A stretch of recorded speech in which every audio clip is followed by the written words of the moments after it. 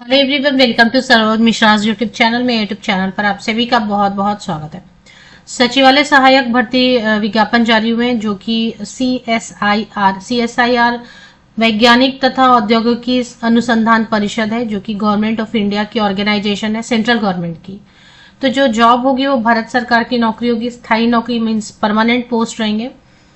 और application fee बहुत सारे कैंडिडेट्स के लिए नहीं है, जैसे एससी, एसटी, पीडब्ल्यूडी और सभी महिलाओं के लिए फी एग्जेम्प्ट किया है, नो फी। और बाकी जिन कैंडिडेट के लिए, पुरुष अभ्यर्थियों या मेल कैंडिडेट्स के लिए फी पेमेंट करनी है वो 100 रुपीज है। तो फीस भी ज्यादा नहीं है और सारी चीजें जो है ना सिस्टमेटिकली बता दी है कि एग्जाम ऐसे होगा और ये सिलेबस है वगैरह। तो जो इंटरेस्टेड कैंडिडेट है फटाफट अप्लाई कर दें, क्योंकि भारत सरकार की नौकरी है। फीस पेमेंट आपको करनी नहीं है, अगर आपको लगेगा तो आप एग्जाम जाके दे आए, एटलीस्ट एप्लीकेशन जरूर कर दें। तो डिटेल्स आपको सारी वीडियो में ही प्रोवाइड कर दी जाएंगी, जैसे जॉब लोकेशन क्या क्या हो पॉसिबल है और सिलेबस क्या रहेगा, लास्ट डेट क्या है। एलिजिबिलिटी तो 12th पास है, सिर्फ 12th पास किया हुआ आपने, आर्ट्स, साइंस, कॉमर्स किसी भी स्ट्रीम से, इतना काफी है। इसके ऊपर आप ग्रेजुएट हैं, पोस्ट ग्रेजुएट है, आपकी मर्जी। अगर आप अप्लाई करना चाहते हैं, फ्रेशर भी अप्लाई कर सकते हैं। तो ये ऑर्गेनाइजेशन है, सीएसआईआर के अलग अलग यूनिट्स हैं, अलग अलग उसके अंदर भी सब यूनिट्स हैं। तो CSIRCLRI, तो council of scientific and industrial research, ये तो सीएसआईआर है। इसके अंतर्गत है सेंट्रल लेदर रिसर्च इंस्टीट्यूट, ऐसा कुछ।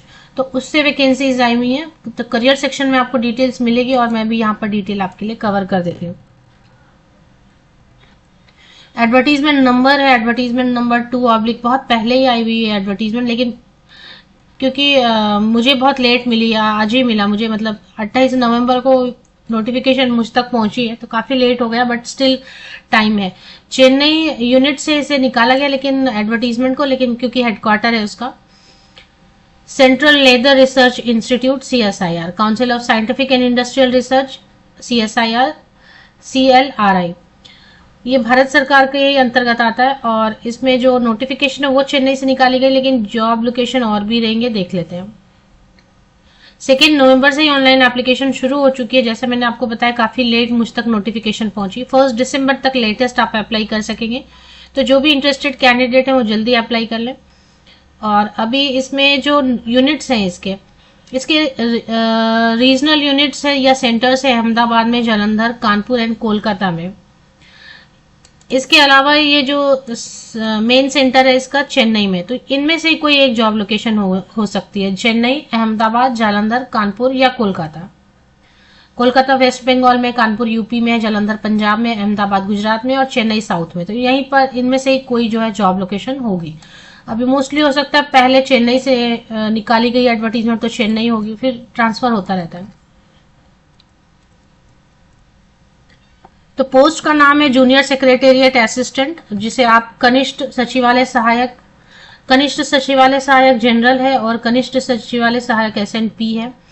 टोटल पोस्ट अगर देखेंगे तो इसमें 4 वैकेंसीज है JSA जनरल में, एंड JSA SNP में 1 वैकेंसी है, जो कि OBC कैंडिडेट के लिए रिजर्व है। तो यहाँ पर जो JSA जनरल है उसमें 2 पोस्ट है अनरिजर्व कैटेगरी के लिए, जनरल कैटेगरी के लिए। इस पे कोई भी अप्लाई कर सकते हैं, SC, ST, PW, जो भी रिजर्व कैटेगरी से वो भी अप्लाई कर सकते हैं। अनारक्षित वर्ग के, आरक्षित वर्ग के, ओपन कैटेगरी, रिजर्व कैटेगरी, सभी इस 2 सीट में अप्लाई। हालांकि सीट बहुत कम है, वैकेंसीज कम है, लेकिन ठीक है। 38,483 rupees per month starting salary होने वाली। बट सैलरी क्या, अभी 7th पे से अभी 8th पे की बात चली, 8th पे कमीशन आ जाएगा।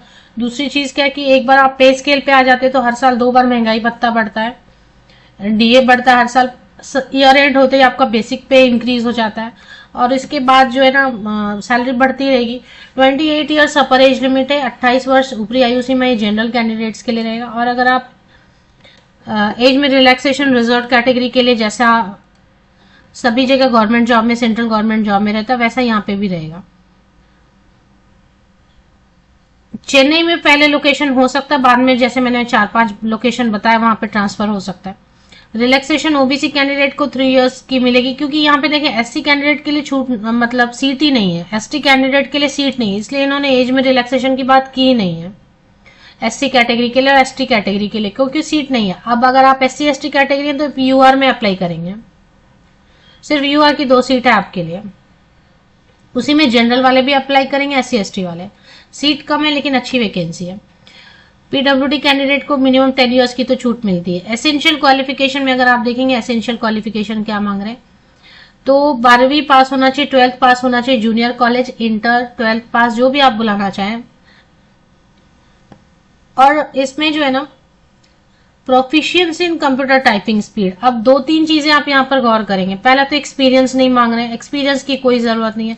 दूसरी चीज, अगर परसेंटेज का बहुत कैंडिडेट को प्रॉब्लम होता है कि मेरा पास तो किया हुआ है लेकिन परसेंटेज कम है, 48 है, 47 है, या जो भी है, लेकिन कई बार आप परसेंटेज की वजह से बहुत जगह पे अप्लाई सरकारी नौकरी में नहीं कर पाते, तो परसेंटेज का प्रॉब्लम भी यहाँ पर नहीं है।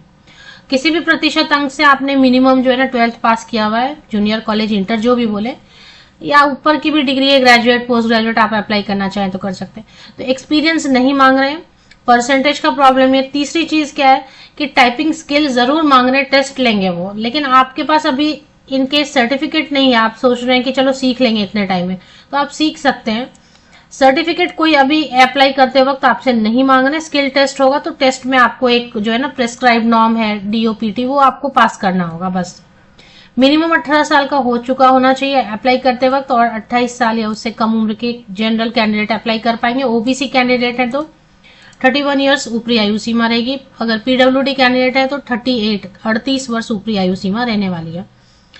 सिलेबस जो है कॉम्पिटेटिव OMR बेस्ड रह सकता है या फिर कंप्यूटर बेस्ड भी रह सकता है। कहने का मतलब है ऑफलाइन होगा या ऑनलाइन होगा, या भी डिसाइड नहीं किया, डिपेंड करेगा उनका क्या उस समय अवेलेबिलिटी रहेगा सेंटर्स का, किस टाइप के सेंटर्स होंगे, कितने कैंडिडेट अप्लाई करते, ये सारी चीजें देख के तो रहेगा। तो वस्तुनिष्ठ प्रश्न, objective type, multiple choice question, OMR पे हो सकता है, ऑफलाइन मोड, या फिर कंप्यूटर बेस्ड ऑनलाइन भी हो सकता है।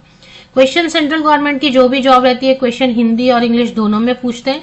जो इंग्लिश वाला सेक्शन रहता है वो हिंदी में नहीं पूछ सकते ऑफकोर्स, बाकी जितने भी रीजनिंग वगैरह का जो भी सेक्शन रहेगा वो इंग्लिश में भी क्वेश्चंस रहेंगे और हिंदी में भी रहेगा। अब जैसे कंफर्टेबल है, हिंदी में पढ़ के आंसर करें या इंग्लिश में पढ़ के आंसर करें। टोटल क्वेश्चंस जो है आपको 200 रहेंगे। एग्जाम का सिलेबस स्टैंडर्ड क्या रहेगा, तो क्योंकि मिनिमम इन्होंने 12वीं पास मांगा है, तो 12वीं पास तक का ही जो एग्जाम का क्वेश्चन रहेगा। 2.5 घंटे का 2 आवर्स 30 मिनट्स का टाइम, आपको 2.5 घंटे का टाइम मिलेगा। और इसके बाद स्क्रीनिंग कमेटी बैठेगी जो कि रिटन एग्जामिनेशन के बेसिस पे शॉर्टलिस्टिंग करेगी, और इसके बाद स्किल टेस्ट वगैरह होगा। Proficiency in computer typing speed and in using computer, तो ये एक जो है ना, हिंदी या इंग्लिश कोई भी टाइपिंग चलेगा, जरूरी नहीं है कि आपको दोनों आए, हिंदी भी आ रहा है तो चलेगा, इंग्लिश भी आ रहा है तो भी चलेगा। 10 मिनट का सिर्फ आपको टाइम देंगे। और ये जो यहाँ पर बताया ना इन्होंने स्पीड, ये स्पीड आपकी होनी चाहिए हिंदी या इंग्लिश में कंप्यूटर पे। और टाइपिंग टेस्ट तो होगा ही, और इसके अलावा जो ना कंप्यूटर का भी थोड़ा सा टेस्ट होगा।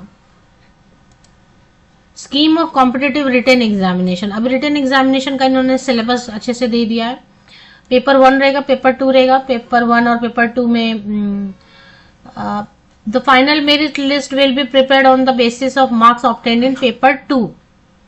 तो पेपर 2 रहेगा, मतलब पेपर 1 सिर्फ जो है ना क्वालिफाइंग रहेगा कि आप क्वालिफाई हो गए पेपर 1 में, तो फिर पेपर 2 का मार्क्स इवेल्युएट करके उस पर ही मेरिट लिस्ट बनेगी। तो पेपर 1 में या पार्ट 1 में रहेगा 90 मिनट्स देंगे आपको। Mental ability test 100 question 200 marks के, नेगेटिव मार्किंग कुछ भी नहीं है। और इसके बाद पार्ट 2 रहेगा, ये पेपर 2 क्योंकि वो क्वालिफाइंग है ना, इसलिए नेगेटिव मार्किंग नहीं रखी है पार्ट 1 में, सिर्फ मेंटल एबिलिटी टेस्ट रहेगा। तो ये क्वालिफाई अगर हो जाते हैं, जिसमें कि general intelligence, quantitative reasoning, problem solving, situational judgement etcetera.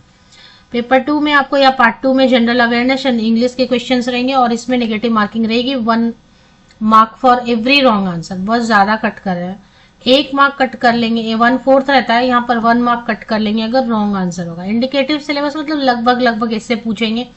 Mental ability, general awareness, English language, और ये सारी चीजें आपको दी हुई है। प्रिपरेशन ऑफ मेरिट लिस्ट आप देख लें।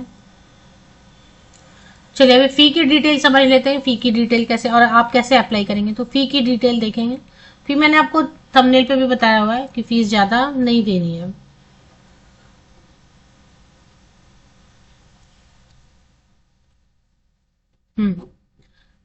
तो पेज नंबर 9 पर application fee. Candidates belonging to SC, ST, PWD, ex-servicemen, female candidate and CSIR employees are exempted from application fee। सभी महिलाओं को, जब आप पूछते हैं कौन सी महिला किसी कैटेगरी की, तो सभी महिलाओं के लिए किसी भी कैटेगरी से आप रिजर्व अनरिजर्व सबको फीस एग्जाम्प्ट किया है, नो फी। फिर SC, ST candidate, PWD, ex serviceman, अगर CSIR में ऑलरेडी आप काम करें तो उनको भी फी नहीं देनी है। तो बाकी जो फीस देनी है वो किनको देनी है? पुरुष अभ्यर्थी, male candidate, general, OBC, EWS category के 100 रुपीज आपको पेमेंट करनी है। हाउ टू अप्लाई, इसकी ऑफिशियल वेबसाइट पर चलते हैं एक बार। मैंने विकिपीडिया से लिंक लिया हुआ है, तो ये इसकी ऑफिशियल वेबसाइट है। इसकी ऑफिशियल वेबसाइट पर आप थोड़ा नोटिस करेंगे ऊपर के सेक्शन में, अभी आपने मोबाइल में ओपन किया हुआ है वगैरह, तो डिपेंड करता है आपने कैसे ओपन किया इसे, मोबाइल पे या डेस्कटॉप पे या लैपटॉप पे। तो ये करियर सेक्शन लेकिन आप लोकेट कर पाएंगे। ऑफिशियल वेबसाइट में ऊपर में टॉप में एक ब्लू कलर का स्ट्रिप है, इस पे आपको करियर सेक्शन लोकेट हो जाता है और इस पे एक बार क्लिक कर लेते हैं करियर सेक्शन पे। तो करियर सेक्शन पे जैसे ही आप क्लिक करेंगे तो यहीं पर आपको करंट ओपनिंग सेक्शन दिखाई देगा और इसमें जो recruitment to the post of junior secretariat assistant 5 post है, advertisement, click here to apply online. तो इस पे आप क्लिक करेंगे तो एप्लीकेशन की पोर्टल ओपन हो जाएगी। यहाँ से आपको न्यू रजिस्ट्रेशन करना होगा, क्योंकि ये वाली जो एडवर्टीजमेंट है इसके पहले तो मैंने CLRI से अभी कोई एडवर्टीजमेंट आसपास देखी नहीं है, तो नई रजिस्ट्रेशन आप करेंगे। पहले कभी आपने किया हुआ आपको याद है वो सब रजिस्ट्रेशन ID पासवर्ड, तो वो यूज कर ले, अदरवाइज यहाँ से रजिस्टर करके फिर पूरा प्रोसेस जो इन्होंने समझा हुआ है। एप्लीकेशन फीस है नहीं ज्यादा, फॉर्म फिलिंग समझाया हुआ है। जूनियर सेक्रेटेरिएट असिस्टेंट अच्छी पोस्ट है। CSIR बड़ा यूनिट, बड़ी ऑर्गेनाइजेशन है, तो रिसर्च से रिलेटेड। ऑफिशियल वेबसाइट की लिंक के लिए मेरे इसी YouTube वीडियो के डिस्क्रिप्शन बॉक्स को नीचे तक स्क्रॉल डाउन करके चेक कर लें।